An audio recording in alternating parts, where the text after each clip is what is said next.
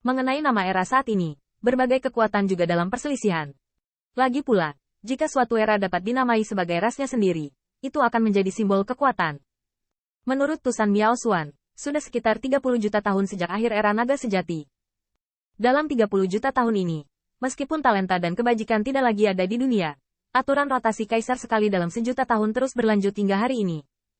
Tentu saja, karena kita tidak menghakimi tinggi atau rendah berdasarkan bakat, tidak perlu membiarkan seorang kaisar duduk selama sejuta tahun. Setelah sejuta tahun, pertempuran akan dimulai. Tampaknya itu sudah menjadi norma di dunia kaisar.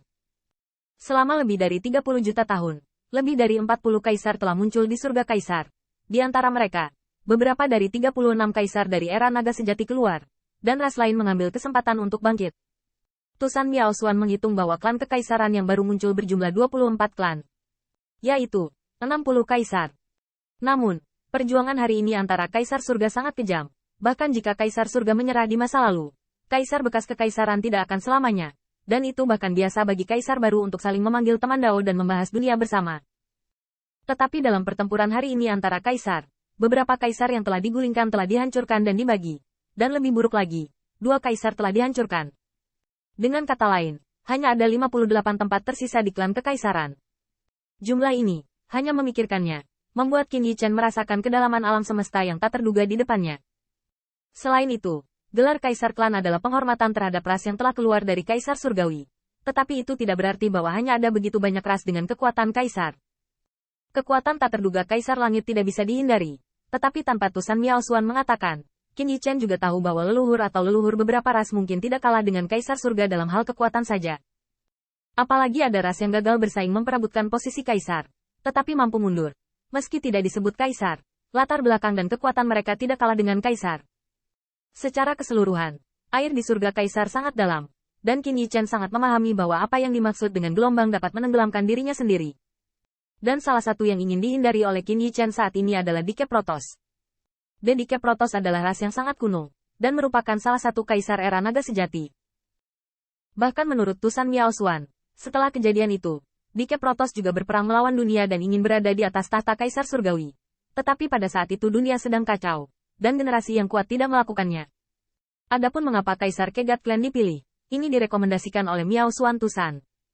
Qin Yichen tidak memiliki pendapat tentang ini. Lagi pula, yang terakhir adalah Patriark Tusan, yang tahu segalanya dan berdiri jauh lebih tinggi darinya. Qinghai di sisi timur Qin Yichen adalah gerbang perbatasan Decay Protoss. Di antara mereka ada banyak Protoss yang kuat. Penghalang perbatasan ini disebut Zhenmo Guan. Dan Yin Li Guan dari Xiawang Demon Raja yang bertarung melawannya.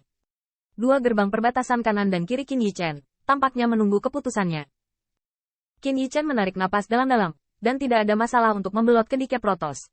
Tetapi jika Anda ingin membelot ke kekuatan tertentu, Anda tidak perlu mengambil inisiatif untuk mengunjungi. Detik berikutnya, Qin Yichen berubah menjadi cahaya yang sangat tinggi, dan terbang menuju Yin Li Guan. Di dalam Yin Li Guan, api ajaib ada di mana-mana. Dan Yin Li Guan adalah istilah umum untuk lautan bintang-bintang ini, yang terbagi menjadi 9 kastil ajaib dan 18 kuil. Pada perjalanan ini, Qin Yichen datang ke aula hukuman tertentu di Yin Li Guan, yang diajarkan kepadanya oleh Miao Xuan Tusan. Dikatakan bahwa itu adalah sebuah subkuil, tetapi kenyataannya itu mendominasi 5 dunia, tertanam oleh tidak kurang dari 1 juta dewa iblis, dan nikam iblis yang tak ada habisnya. Masing-masing dewa iblis memiliki 10 mil dan sebuah paviliun. Dan Qin Yichen terbang langsung di atas kepala banyak dewa setan. Ketika banyak ras setan mendongak, mereka tiba-tiba merasa bahwa tulang yang terhubung ke leher dan kepala mereka hancur. Ledakan. Pada saat ini, di sebuah kamp sihir, seorang kaisar iblis sedang menyeka senjata ilahi, yang merupakan pedang sihir. Tapi tiba-tiba, kaisar iblis tiba-tiba mengangkat kepalanya. Aku tidak tahu kapan, sesosok ramping berdiri di depannya. Wajah sosok itu diukir seperti pedang yang diukir dengan pedang. Dan mata para dewa bahkan lebih tajam dan acuh tak acuh. Ini pisaumu. Ketika ditanya seperti ini, Kaisar Iblis terpana untuk sementara waktu, karena dia bisa merasakan kekuatan sosok ini yang membuatnya jijik. Kaisar. Kaisar Iblis masih berpura-pura terpana, tetapi dia sudah cemburu. Dia tidak bodoh. Bagaimana mungkin Kaisar yang menang hanya ada di sini dengan mudah? Tapi Qin Yichen tampaknya tidak dapat menebak apa yang dia pikirkan, dan bahkan berkata dengan dingin, aku ingin pisaumu. Serangan musuh. Musuh.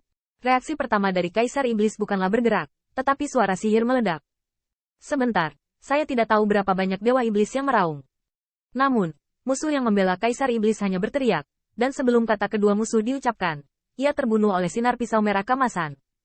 Qin Yichen telah mengambil pedang sihir. Dia adalah dewa pedang bawaan. Dia menyerap semua jenis senjata sihir, terutama pedang sihir, dan dapat meningkatkan tingkat budidayanya. Itulah sebabnya dia ingin menerobos Yin Liguan. Serangan musuh. Cepat berikan roh jahat untuk membunuh Tuan. Ada kekacauan di kamp iblis, dan hanya pisau merah kemasan memotong kepala klan iblis terbang. Saya harus mengatakan bahwa Qin Yichen belum pernah mengalami adegan seperti ini dalam menyapu ribuan pasukan dan membunuh kuartet dalam waktu yang lama. Kamu juga menggunakan pisau? Kamu juga pantas mendapatkan pisau. Setelah Qin Yichen membunuh seorang kaisar iblis, dia mengambil pedang sihirnya dan melihatnya.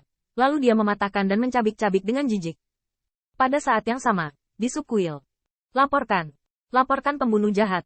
Serangan musuh. Protos telah memasuki kemahku. Raja iblis setan yang jahat berdiri, dan mata setan itu dingin dan keras. Kaisar Ke, ras dewa, berani untuk memimpin. Berapa banyak dewa palsu yang telah datang? Satu. Tanda seru. Evil Light Demon Lord marah, dan salah satu dari mereka memiliki wajah untuk mengejutkannya. Apa yang dimaksud dengan pihak lain? Oke, sepertinya, God Emperor. Ledakan. Evil Light Demon Lord tiba-tiba menghancurkan aula iblis. Dewa Kaisar, masih terlihat. Tuan Siewang, bahwa Protos tampaknya bukan milik Kaisar Ke Palace, dan aku tidak tahu ras apa itu, tetapi sangat bagus. Ia membunuh seorang Kaisar Iblis dengan satu pukulan. Wajah Siewang Mojun suram. Tentu saja dia tahu bahwa Dewa Kaisar itu tidak mudah.